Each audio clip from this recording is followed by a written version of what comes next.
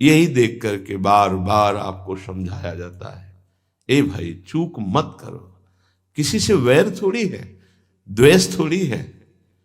कोई संत यदि आपसे बात करता है तो आपके ऊपर कृपा नहीं, क्यों बात करेगा? क्या लेना है? आपको लगता है हमारे द्वारा कुछ चलता है, हम कुछ है? नहीं नहीं, भ्रम मत करिए, कोई भ्रम मत करिए। आपके लिए वो आपसे बात करते हैं, आपके कल्याण के लिए आपसे बात करते हैं, आपके कल्याण के लिए वो आपको डांटते हैं, आपके कल्याण के लिए आपको दुलार करते हैं। दोनों बातें समझ लीजिए।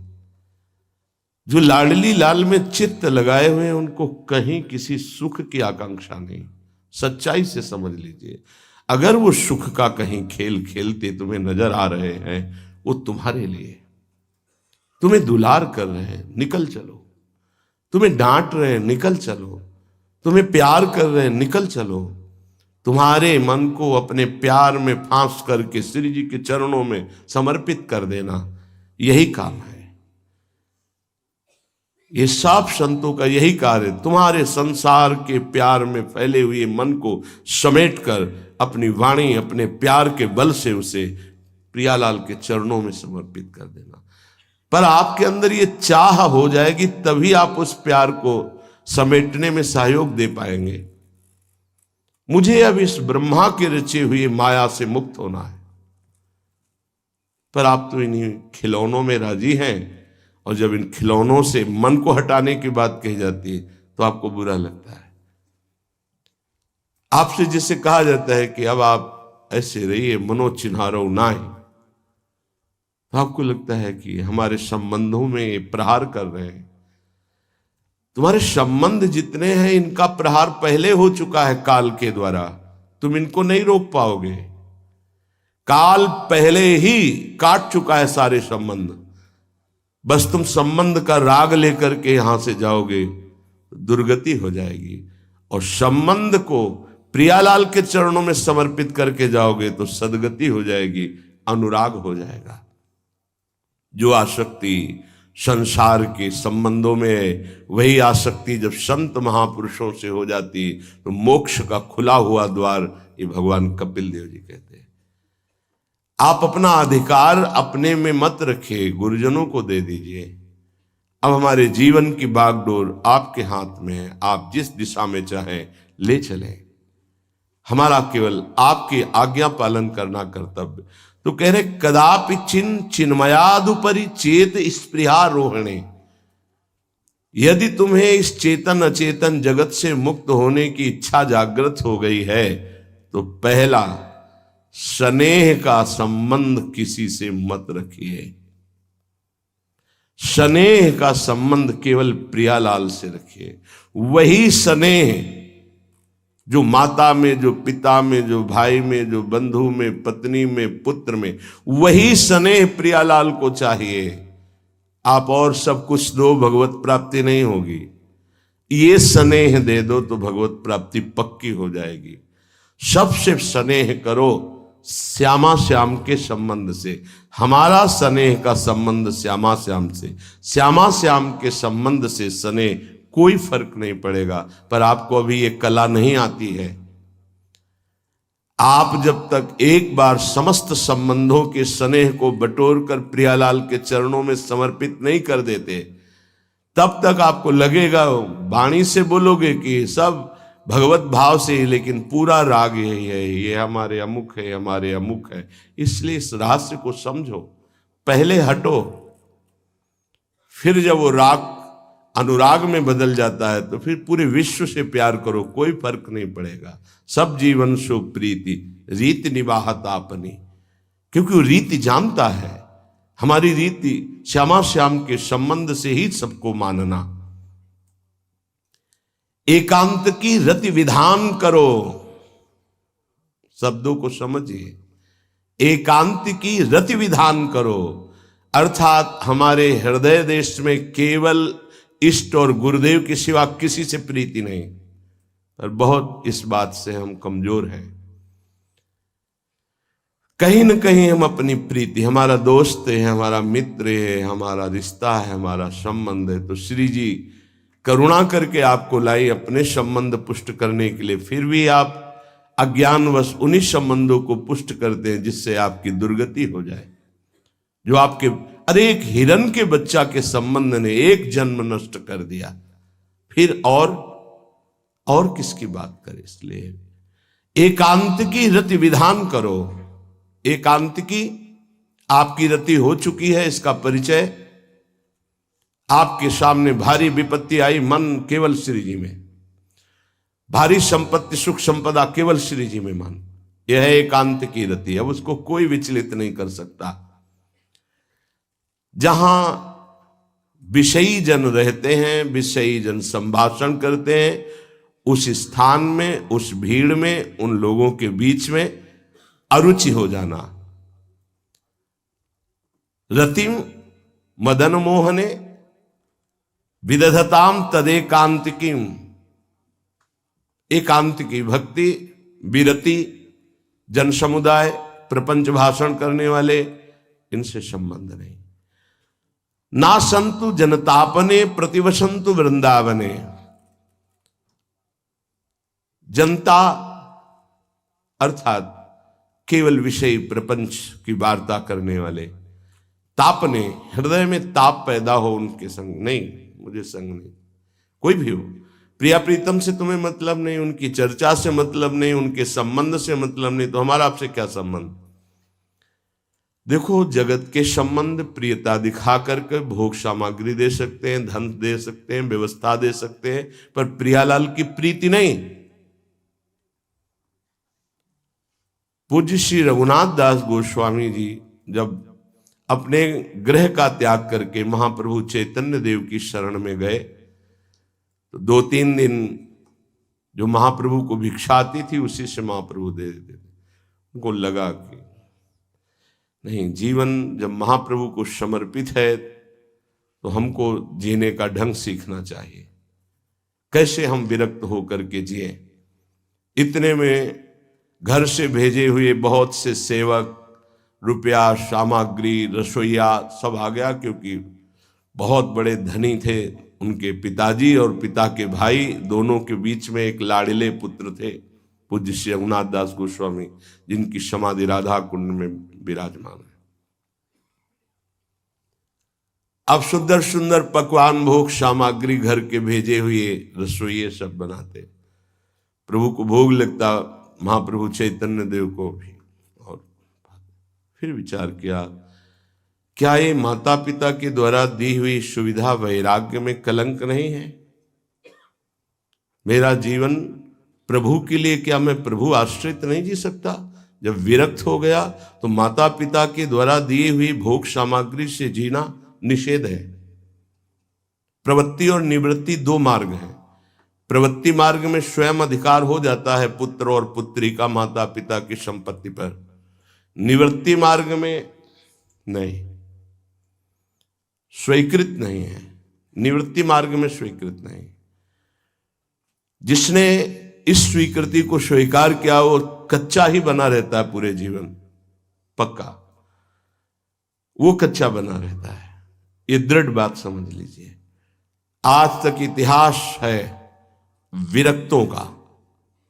निवृत्ति मार्ग पर अगर वैराग्य ले लिया तो माता पिता के द्वारा उसका भरण पोषण कभी नहीं हुआ। आप पढ़ करके देख लीजिए, चाहे कोई भी हो, किसी भी मार्ग का हो।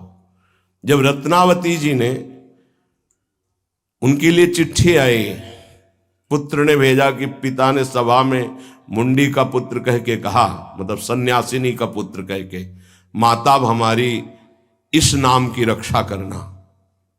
ये हुई चिट्ठी पढ़ी तो महल छोड़ दिया उसी समय, और नाई को बुलवाया, अपने जो राजरानी के बाल थे उतरवा दिया, और संत सभा में बैठ गए। आज से कहा राज अन्न का त्याग। अब ग्राम नगर के द्वारा दी हुई भिक्षा के द्वारा भरण पोषण होगा, इस राजा के द्वारा दिए हुए नहीं। और पति थे माधव सिंह। जब ये बात सुनी तो उनको भयंकर क्रोध हुआ। मेरे सामने मेरी पत्नी, मेरा इस तरह का अपमान, मारने का प्रयास किया, निष्फल है। अंततो गत्वा, चरणों में हाथ रख के माथा रखा है, पढ़ के चरित्र देख लेना। नहीं इनके महल में रहूंगी, नहीं इनका भोजन पाऊंगी। विरक्त होकर के माता पिता के द्वारा भरण पोषण होना, एक बार एक भिक्षा के लिए तो अनुमति है। अगर विरक्त हो गया है, एक भिक्षा अगर माता पिता करा दे तो वो स्वीकृत है, इसके अलावा नहीं। आप चरित्रों को पढ़ के दे, सिद्धांत से नहीं चलोगे तो 4 दिन बाद फिर उसी में आ जाओगे। जब हम विरक्त हो गए, पूरे विश्व का भरण पोषण प्रभु करते, तो मेरा नहीं करेंगे क्या? आज अगर कोई जुड़ा है तो वैराग्य और भगवत प्राप्ति के लिए जुड़ा है। हमारा संबंध संसारिक नहीं, भागवतिक। जिस मार्ग में हम हैं उस मार्ग में। रघुनाथ दास गोस्वामी को 2-4 दिन हुए, फिर अंदर आग लग गई, नहीं पिता के द्वारा दिए हुए वैभव को नहीं भोगना, वापस। अब कैसे जिए? तो जहां सिंहपौर पर जगन्नाथ जी के सब भिक्षुक खड़े होते थे, उन्हीं के बीच में खड़े हो गए। अब जो बांटते हैं तो उनका स्वभाव है लेने वालों का दौड़ दौड़ कर आगे लेना। कभी कभी मिलता उनको, शांत खड़े रहते तो पा लेते, नहीं मिलता प्रसाद तो भूखे रह जाते। फिर विचार किया, इसमें खड़े होकर के भी एक वृत्ति बनी रहती कि आने वाला देगा, ये भी ठीक नहीं। एक जगह अन्न क्षेत्र में अन्न बंटता था, वहां से जाके लाने लगे। फिर विचार किया, विवेक धैर्य नहीं लेने देता। यार हम यहां कोई सेवा तो करते नहीं, क्योंकि भरपेट अन्न पाने का जिस क्षेत्र में अधिकार है तो वहां सेवा करना जरूरी। चाहे पोछा लगा दो, चाहे पत्तल फेंक दो, कोई सेवा वहां करनी चाहिए, तभी आपका वैराग्य सुरक्षित रहेगा, नहीं तो फिर ठीक नहीं है। वहां अन्य क्षेत्र में भी छोड़ दिया भोजन लेना। आप कैसे जिए? तो रात्रि में जो महाप्रसाद गाय को डाल दिया जाता था, गाय भी छक के जब नहीं पाती थी तो वो रात्रि के 10-11 बजे निकलते और वो महाप्रसाद जो पड़ा रहता उसको उठा के लाते, जल से धोते, सड़े सड़े निकाल के चावल, फिर उसे पाते। महाप्रभु ने पूछा, गोविंद, गोविंद दास सेवा में रहते, गोविंद ये रघु अब क्या पाता है? बोले प्रभु बहुत वैराग्य से रह रहे। बताया तो उनका, अच्छा ऐसा अमृत अकेले अकेले पाता है, हमको कभी निमंत्रण नहीं दिया, अब हम चुपके से छीन के पाएंगे।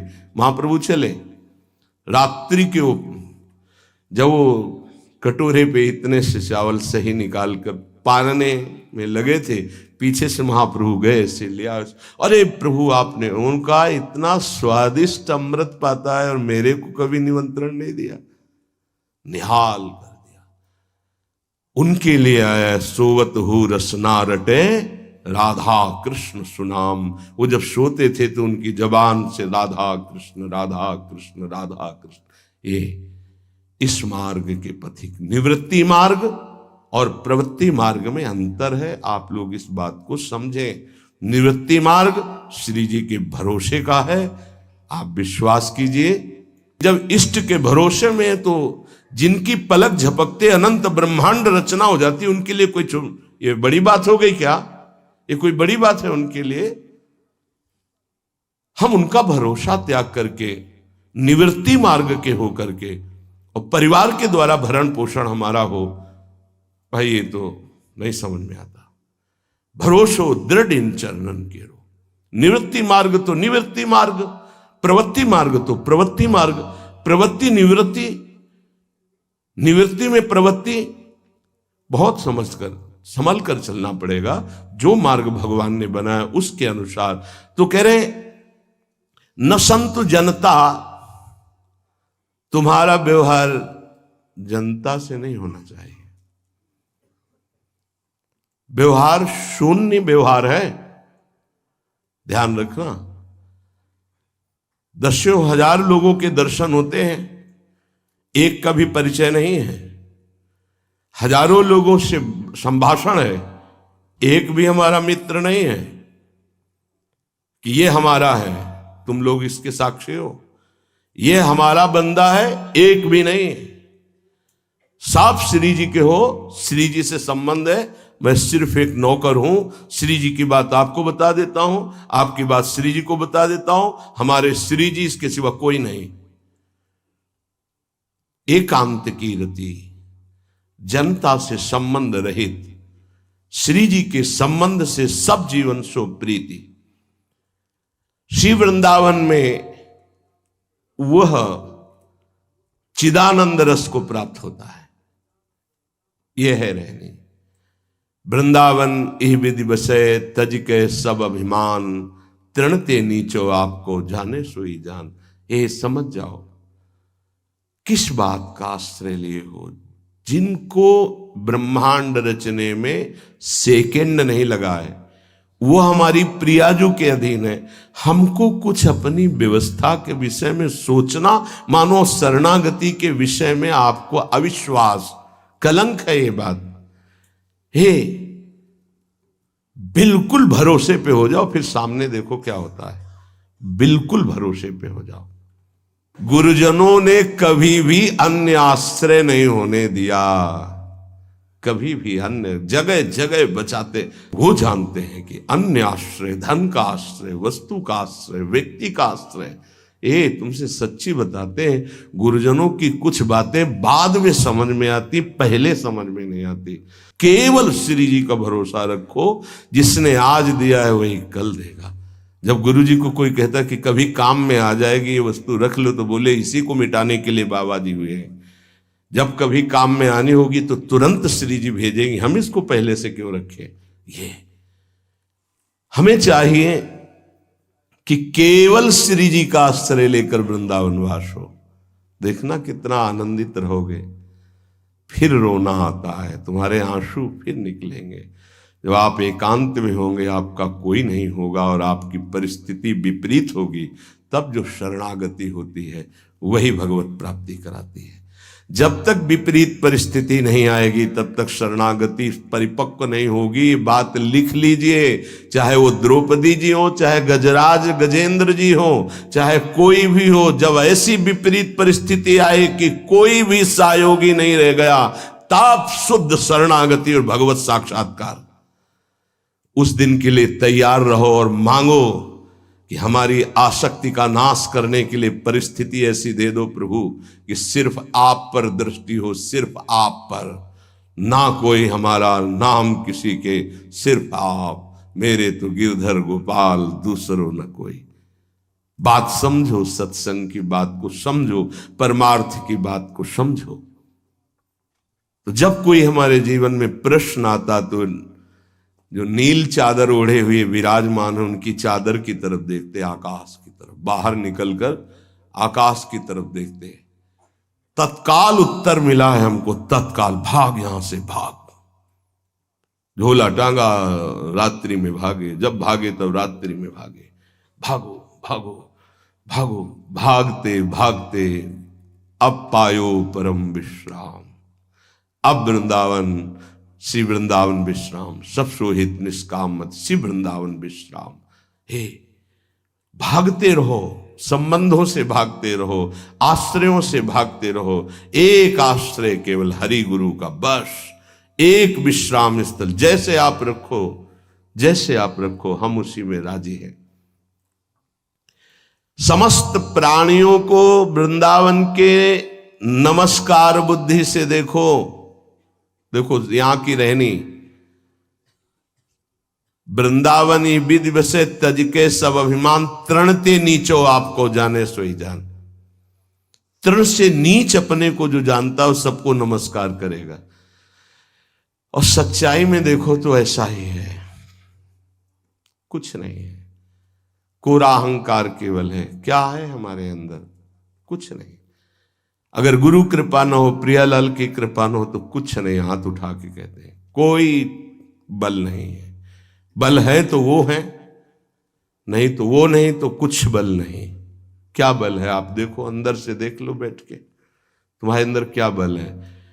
फिसल कर गड्ढे में गिरने का तो बल है, लेकिन गड्ढे से निकलने का बल तो नहीं है। फिसलने में क्या बल? फिसल कर गिरने का तो है, लेकिन गिर के संभलने का बल, ये केवल गुरु का बल है, ये केवल इष्ट का बल है। इसलिए श्री धाम वृंदावन का आश्रय और वास स्वीकार करो। सबसे छोटा अपने को समझो, समस्त प्राणियों को नमस्कार करो। क्यों? क्योंकि कहीं कोई वृंदावन में किसी का अपराध न बन जाए। नमंतु ननु जंतु कानिह नमंतु रस्तु क्वचित। कहीं ऐसा ना हो जाए यहां किसी भी जंतु का, किसी भी जीव का, किसी भी शरीरधारी का अपराध न बन जाए। अगर वृंदावन में कोई अपराध ना बनने पावे और सबको हम नमस्कार करके रहें और श्री जी का केवल भरोसा रहे, तो आप चमत्कार देख लेंगे, अध्यात्म आपके अंदर प्रकाशित हो जाएगा। जैसे जैसे अध्यात्म प्रकाशित होता है वैसे वैसे शांत होता चला जाता है, मन शांत होता चला जाता है, कोई वासना हृदय में नहीं रहती। पूज्यपाद श्री उड़िया बाबा जी महाराज से प्रश्न किया, पीछे वर्णन किया गया था कि बड़े बड़े महापुरुषों की ये लोग निंदा क्यों करने लगते हैं, क्यों द्वेष करने लगते हैं? वो तो किसी से द्वेष नहीं करते। जितने महापुरुष हुए उनकी निंदा हुई है, वर्तमान में जितने हैं तो आप देख लो सैकड़ों अगर नमस्कार करने वाले तो कुछ निंदक आपको मिलेंगे। ऐसा क्यों होता है? क्योंकि संत तो किसी से द्वेष नहीं करते, द्रोह तो उनके हृदय में होता नहीं, अद्वेष्टा सर्वभूतानाम। फिर ये क्यों होता है, निंदा क्यों करते हैं? तो कहते भगवान की दो शक्तियां हैं, एक है माया और एक है प्रेम भक्ति। जो प्रेम भक्ति से विमुख उनके हृदय में माया शक्ति का प्रभाव रहता है, यद्यपि उनका द्वेष भी इसी से होता है। उनकी महानता देख करके वो वहां चल तो सकते नहीं, तो उनका द्वेष बन जाता है। महानता देख करके उसमें चल नहीं पाएंगे। जैसे कहावत में आता है कि एक अंगूर को बहुत कोशिश की पाने की, जब नहीं मिले तो कहा खट्टे हैं, प्रयास किया लेकिन नहीं मिला।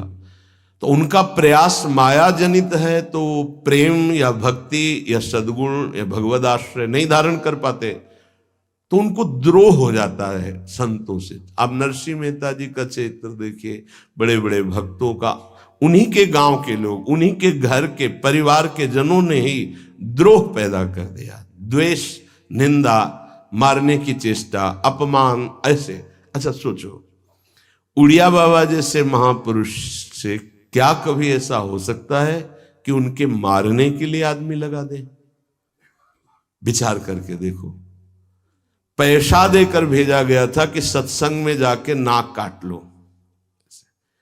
वो आदमी चुपचाप चाकू लेकर के आया और प्रणाम के बहाने तो संतों के सामने कौन रोकता, तत्काल चाकू निकाली और जे भी मारा तो हाथ पकड़ते पकड़ते चावल भर नाक में चल, मतलब थोड़ा सा ऐसे खून निकलने लगा। ऐसे बाबा ने रोका, पकड़ा और गुफा में ले गए। आज भी गुफा नीचे जो बनी हुई, बैठे और गरम दूध चीनी डाल के मंगवाया, पिलाया और कहा धैर्य धारण करो, बिल्कुल डरो मत, तुम्हें कोई नहीं मारेगा, तुमने ऐसा क्यों किया? तो रो पड़ा संत कृपा देख के और कहा बाबा मुझे इतने 1000 रुपये देने की बात कही गई थी कि बाबा मैं गरीब आदमी हूँ, पैसे के लोभ से बुद्धि मारी गई। उन्होंने कहा बस तुम ऐसे नाक में चाकू मार देना। ऐसा बाबा ने कहा कोई बात नहीं, कहाँ से आए हो? बोले हाथरस के हैं। बाबा ने ये नहीं पूछा कि किसने भेजा है। चतुरता इस बात की कि सब शिष्य थे, अगर ये पता चल जाए कि किसने तो उससे द्रोह हो जाएगा ना, बस इतना पूछा था क्यों तुमने ऐसा किया? तो बोले मुझे पैसा दे। ये नहीं पूछा किसने किया, क्योंकि उससे द्वेष हो जाएगा। अपने शिष्यों से कहा शपथ है हमारी, इसे डांटना भी नहीं और हाथरस की बस में सुरक्षित बैठाल करके आओ, चलो जाओ। बोलो ऐसे महापुरुष को फिर बाद में लीला, द्वेष की हद हो गई, संसार द्वेष की सूली पे चढ़ा दिया, जहर पिला दिया। मेरा जी को जहर पिला दिया, प्रहलाद जी को क्या? क्यों ऐसा करते हैं लोग? बोले माया से आसक्त चित्त वाले जब भक्त को देखते तो उनके अंदर गाली देने का मन होता है, जलन पैदा होती, स्वभाव ऐसा स्वाभाविक है। उनके हृदय में इतना द्वेष पैदा होता है कि वो दुष्ट हृदय कैसे इनकी हानि हो, बस ये सोचते हैं कैसे इनकी। बड़ा विचित्र खेल है। इस संतों के साथ क्यों? पलटू बाबा को अयोध्या में झोपड़ी में ही आग लगा दी आसपास से। ऐसा ऐसा क्यों होता है? तो बोलिए माया शक्ति, कि जिसके हृदय में माया का प्रभाव, मलिन हृदय होता है, वो संतों से स्वाभाविक द्वेष करते हैं।